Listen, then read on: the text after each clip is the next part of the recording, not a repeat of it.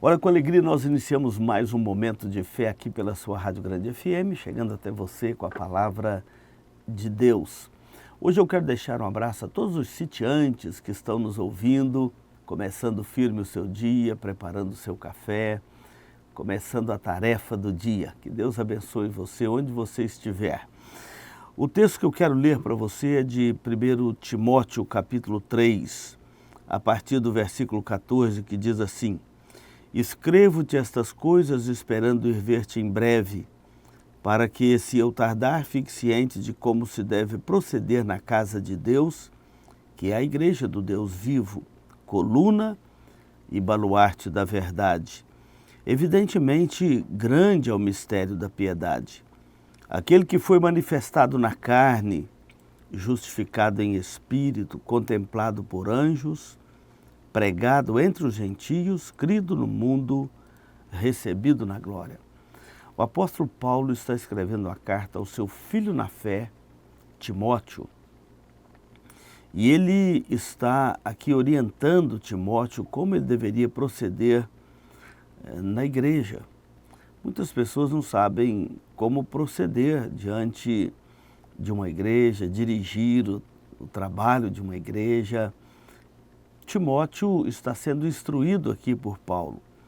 E Paulo ainda diz assim: se eu tardar, você fique ciente de como se deve proceder na casa de Deus.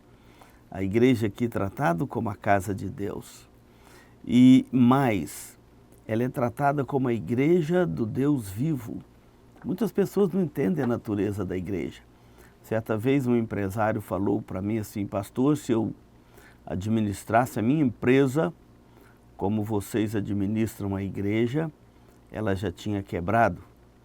E eu então disse para ele: e se eu administrasse a igreja como você administra a sua empresa, ela já teria falido. A igreja tem outra natureza. A igreja não pode ser comparada com nenhuma associação, autarquia, nenhum tipo de instituição financeira ou de qualquer outra natureza. A igreja ela tem dupla natureza, a natureza divina e a natureza humana. Por isso que ela é tratada aqui da igreja do Deus vivo, coluna e baluarte da verdade.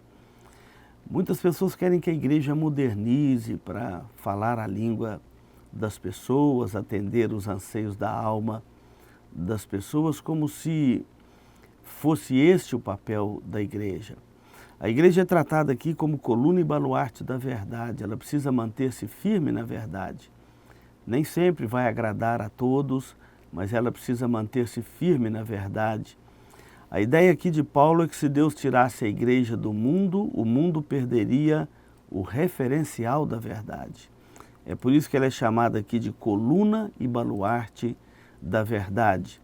Os reformadores diziam que a igreja é a consciência do Estado, ou seja, ela tem que entender o seu papel, a sua natureza, para que ela continue sendo coluna e baluarte da verdade, para que o mundo não perca a referência da verdade.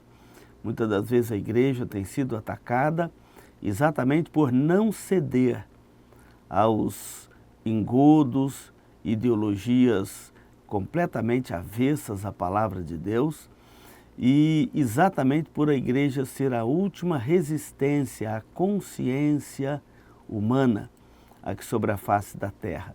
É por isso que ela é tratada aqui de coluna e baluarte da verdade. E grande é este mistério, o mistério de Cristo. Cristo é aquele que foi manifestado na carne, que foi justificado em espírito, contemplado por anjos, pregado entre os gentios, crido no mundo, recebido na glória. Jesus continua sendo esta beleza e a igreja precisa de anunciar dia a dia esta beleza de Cristo, onde os homens encontram salvação e vida eterna. Que Deus abençoe sua vida nesta manhã, em nome de Jesus. Amém.